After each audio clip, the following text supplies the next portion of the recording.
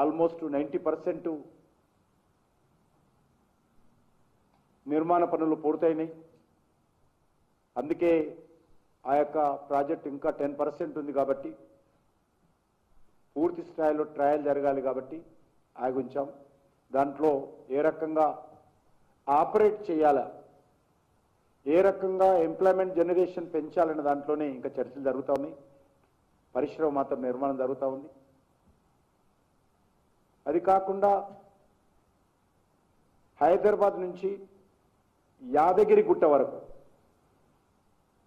MMTS సంబంధించినటువంటి project కూడా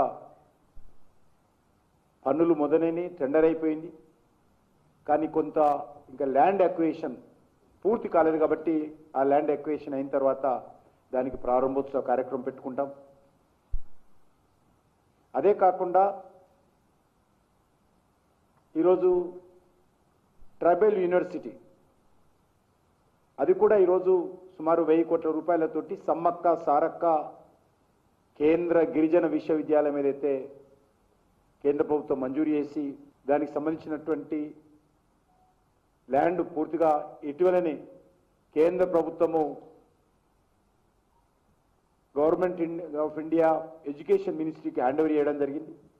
దానికి సంబంధించినటువంటి కాంపౌండ్ వాళ్ళు చాలా వేగవంతంగా ఏ రోజైతే వాళ్ళు ల్యాండ్ పూర్తిగా ఇచ్చారో మరుసటి రోజు నుంచే కాంపౌండ్ వాళ్ళ పని మొదలుపెట్టాం. దానికి సంబంధించినటువంటి డిజైన్స్ కూడా వచ్చాయి, టెండర్ స్టేజ్లో ఉన్నది. అది కూడా త్వరలోనే ఆ క్యాంపస్ నిర్మాణ పనులు కూడా ప్రారంభోత్సవం చేస్తాం. ఇది కాకుండా మీకు అందరికీ తెలుసు, తార్నాక దగ్గర ఒక నేషనల్ సైన్స్ సెంటర్ పనులు జరుగుతూ ఉన్నాయి సుమారు 400 కోట్లతోటి. అది కూడా నేను బహుశా ఎల్లుండి ఆ పనులు పర్యవేక్షణ, ఎందుకంటే అనేక డిజైన్స్ కారణంగా ఇంటర్నేషనల్ స్టాండర్డ్లో ఉండాలనే దృక్పథంతోటి అంతర్జాతీయంగా ఉన్నటువంటి సైన్స్ సెంటర్స్కు సంబంధించినటువంటి డిజైన్స్ అన్ని పరిశీలించి అప్రూవల్ చేసి దాన్ని టెండర్ చేశాము. ఇప్పుడు నిర్మాణ పనులు ప్రారంభమైనాయి. నేను ఎల్లుండి చూడడానికి కూడా వెళ్తా ఉన్నాను. ఎందుకంటే నేషనల్ సైన్స్ సెంటర్ వచ్చినట్లయితే మనకు ఇక్కడ డిఫెన్స్ రీసెర్చ్ కానీ, ఫార్మా రీసెర్చ్ కానీ, మెడికల్ రీసెర్చ్ కానీ,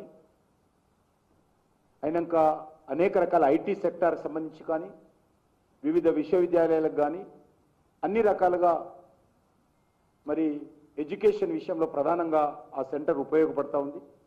కాబట్టి దానికి చాలా పెద్ద ఎత్తున నేనే కల్చర్ మినిస్టర్ ఉన్నప్పుడే మంజూరు చేసి దాన్ని ప్రారంభించుకుంటున్నాం. ఇంకా అనేక రకాలుగా